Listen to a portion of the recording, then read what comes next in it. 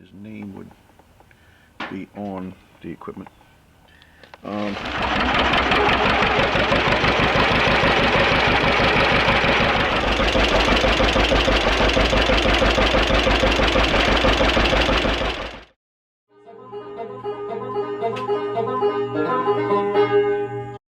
Hey, we've done some rearranging and got the old John Deere Brunt grain drill out towards the front of the shed. We had to pull out all the lawnmower collection that my son Matthew has, and bring out the Brunt to the front.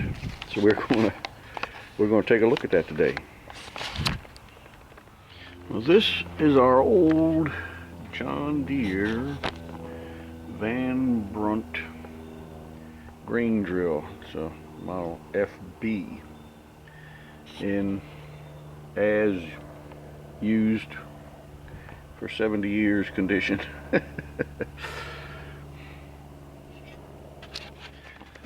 We'll take a close look at the lettering on here. We'll also take a look at on the back where it's lettered. They're not decals. Those are not decals. You can see we have the lettering back here too. John Deere Brunt. Brunt was a man's name who designed this for John Deere. His name would be on the equipment.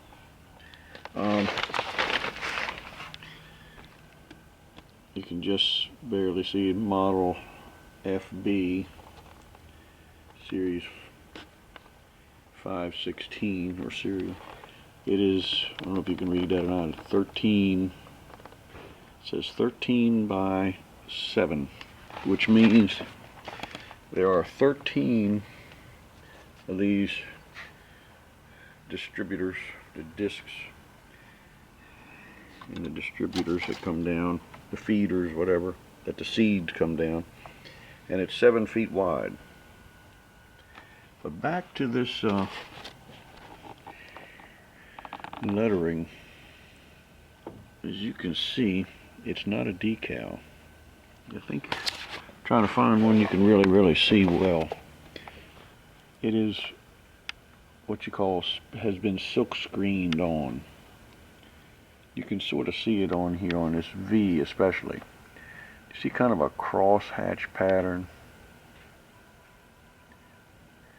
on the letters. That means it's been silk screened. You had a piece of fabric, heavy thick fabric, that had the letters cut out in it with little fibers of silk going across it as a screen, a silk screen. And they would hold that up against there just right, and they would take a brush, a thick heavy bristled brush with thick paint, or a heavy bristled brush with some thick paint, and just dab it on there, and with enough practice you could get it to come out right. But that's what that was lettered with a very long time ago. Yep. Yeah. So you can see it's got the patent supplied for there too. This is how you adjust the rate of delivery. There's one for this side, one for that side. It also, I'll show you this while we're talking about the rates of delivery. I gotta shield this from the sunshine directly. It's got some charts on it to say how to, pretty hard to read charts, for how much grain you'd be putting per acre in pounds.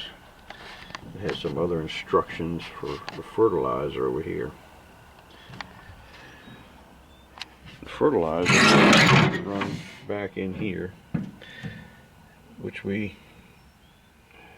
stopped doing because the fertilizer kind of eats it up pretty bad, so we quit doing fertilizer back here.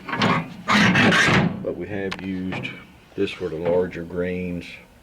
We would do soybeans and to a small extent, and we would do some wheat and rye. For small, really small, you would have up here in this little box, you would put your clover, your alfalfa seed, your well, you can see there's still some orchard grass seed in there from last time it was used. I thought I cleaned it out, but apparently I didn't. And that's what you would do. And normally it would have had little hoses like these that would run down from here to there and go on down. We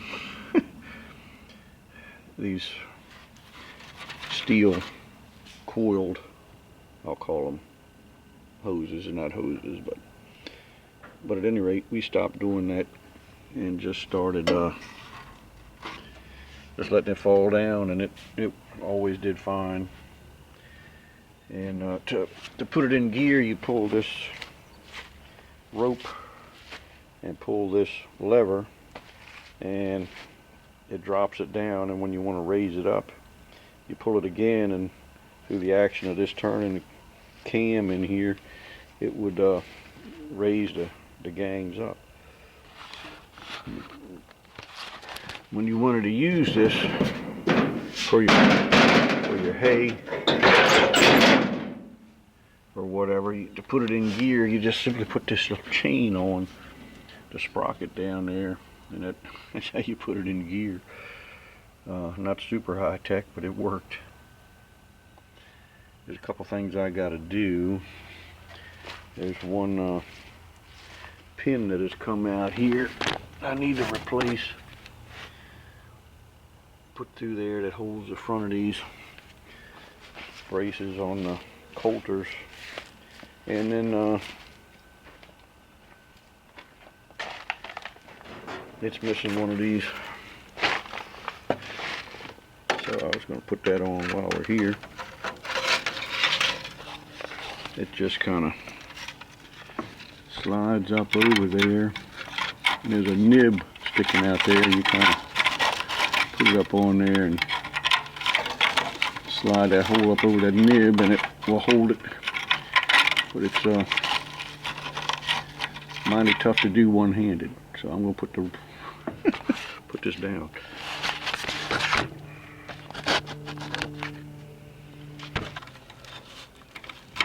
There you go. We got him on there. I should have put a hole in the other side. I had to drill a hole because this one was broken off. I drilled that hole. I think it'll stay. Yep, I think it'll stay all right. Anyway, the platform on the back for standing on, this board, wooden platform, this, we would always drag a chain with this board tacked onto it behind there, kind of just to help fill in the cover the seed or whatever. We got to grease them up. There's a fair amount of grease fittings on here. On every coulter there's a grease fitting, and there's grease fittings on where this drive shaft is going. It's ground driven by the wheels, and there's grease fitting on the axle too. And so you can see it's pretty rusted. The part that would be what we would use for the fertilizer, but the rest of it, the green part, still works fine. I just got to figure out what to set it at for my Einkorn that I'm going to plant. We got numbers here which are very, very hard to read. They really are. They were cast into the metal to start with, and they weren't the clears weren't the clearest thing in the world when they were new, and now that it's had lots of years to rust and everything, it's pretty hard to read the numbers, but we usually can decipher them pretty close. You move this lever back and forth. Yep. So we gotta grease it up and oil up all the chains and whatnot and get them ready to go. So you'd be interested to know what vintage this is, what years they made this. This was like late 40s, early 50s, somewhere around in there. So, and we've used it almost every year. This is a picture, I think, before we got Poppin' Johnny. That's my grandfather on that cleat track there. You can see in the background, which is where we're focusing, you can see the grain drill there hooked to the SC case that we had back then. So that was in the early 50s before we got the 520, the Poppin' Johnny.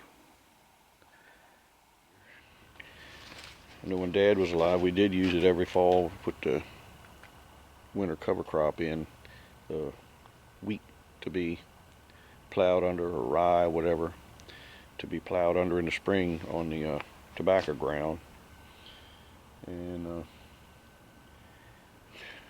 you might be asking, how come you all never got any new equipment? Well, the old one was still working fine.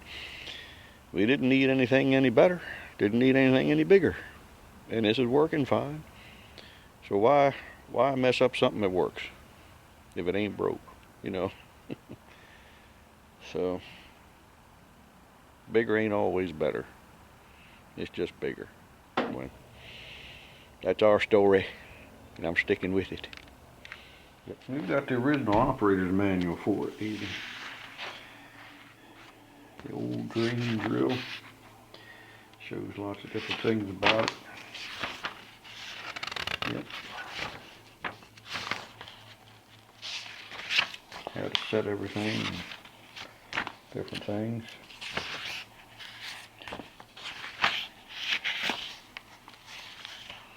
Row spacings and all that.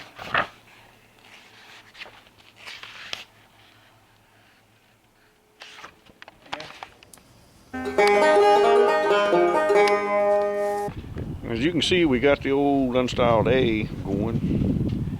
Runs really well. I haven't cleaned it up yet. I want to get it all cleaned up. We'll be doing another video about Old John, my 1937 Unstyled A, later on, but we'll give you some more information about it, some of the history of the tractor itself, and other unstyled tractors. We got it going and had it hooked to the aforementioned grain drill, and went out and actually planted my Einkorn with it. And while I was doing that, I made a little fun video that would be very reminiscent of John Deere promotional videos that they would put out around the late 40s or something. So hope you enjoy watching it.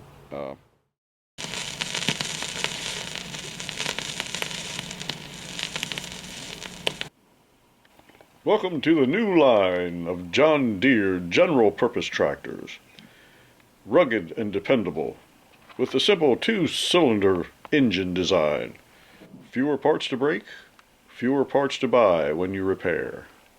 John Deere tractors, well known for their rugged dependability and fuel economy. They can be run for years on just pennies a day.